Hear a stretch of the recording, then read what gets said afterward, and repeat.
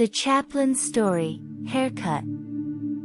Speaking of Chaplin, many people must know that he is a world-famous comedy master. Now, let me tell you a story about Chaplin's haircut. But please pay attention, there is a question for you to answer later. The story goes like this.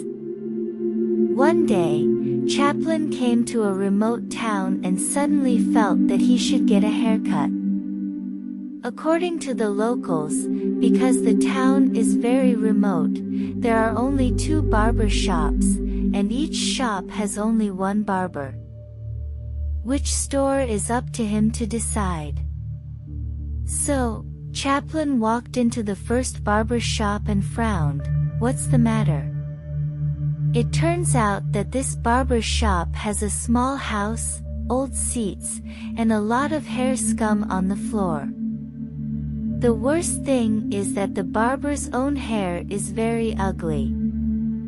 The long part is very short, and the short part is very long. A sparrow's nest, next to it as if it had just been gnawed by a mouse. Chaplin withdrew. He walked into the second barber shop. The situation here is very different. The house is spacious and bright, the seats are spring cushions, the interior of the store is very clean, and the hairdresser's hair is straight and generous. At this time, you must think that Chaplin will get a haircut at this barber shop. Wrong. Chaplin thought for a while, then went back to the first one to get a haircut. Is the first barber shop cheap? No. Is it that Chaplin likes to think of himself as sparrow's nest and mouse gnawed? Not even. So what is the reason? Smart people, please think about it carefully. Now let me announce the answer.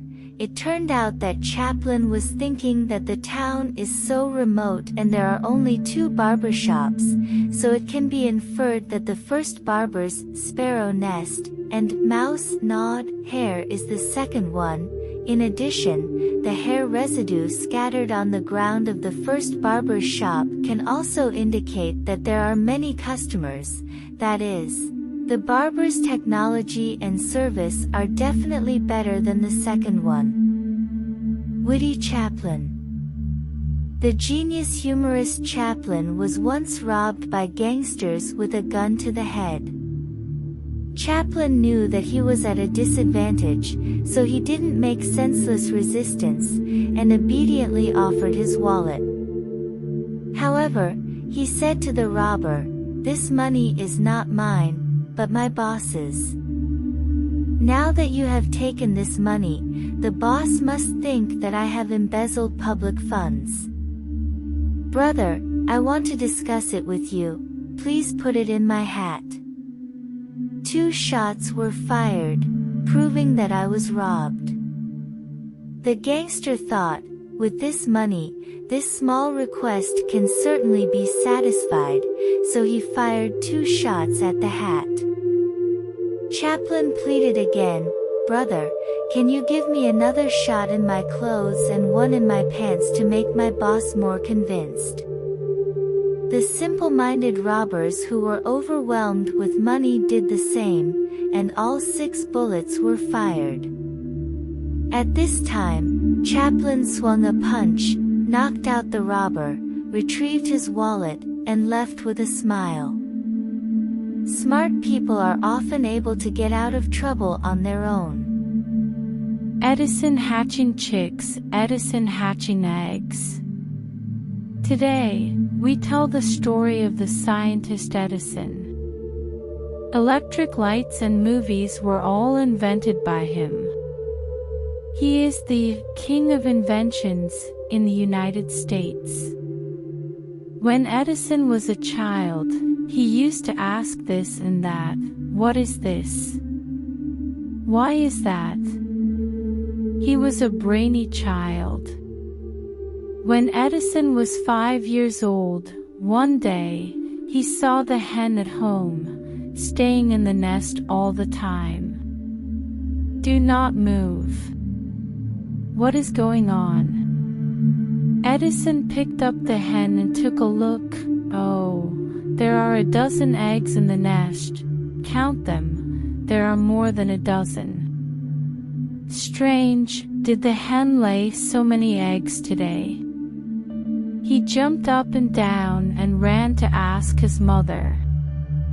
Mom, the hen laid a dozen eggs today. What's going on?" "The hens are not laying eggs. They are afraid that the eggs will catch a cold," Mom said, holding Edison in her arms. "Mom holding you, wouldn't you be much warmer?" Edison felt even more strange and stared at him and asked, "Mom, eggs are like us. Do they catch a cold?" The mother laughed and told Edison, "The hen is hatching the egg. The hen covers the egg with her body, and the egg is warmed, and the chick will grow inside the egg, and a small mouth will grow. The little feet grew feathers, and later, when the chick grew up, tuck tuck tuck, pecked through the eggshell, screeching, and burrowed out of the eggshell." Edison listened to his mother and ran away. Where did Edison go? After an hour, another hour, Mommy didn't see Edison. How anxious she was. After looking around for a long time, I found Edison in the neighbor's backyard. I saw him sitting on a grass nest without moving, with a lot of grass blades on his body and head. When the family saw it, they were angry and funny, and asked him, "What are you doing here?" "I'm hatching eggs here. The chicks are about to hatch."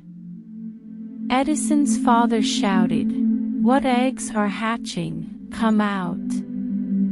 Edison refused. "The hen can hatch the eggs. I want to see how to hatch the chicks." No.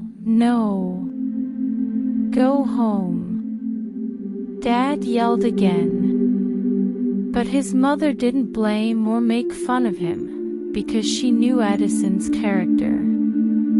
She smiled and said to Edison, "The body temperature of a human is not as high as that of a chicken.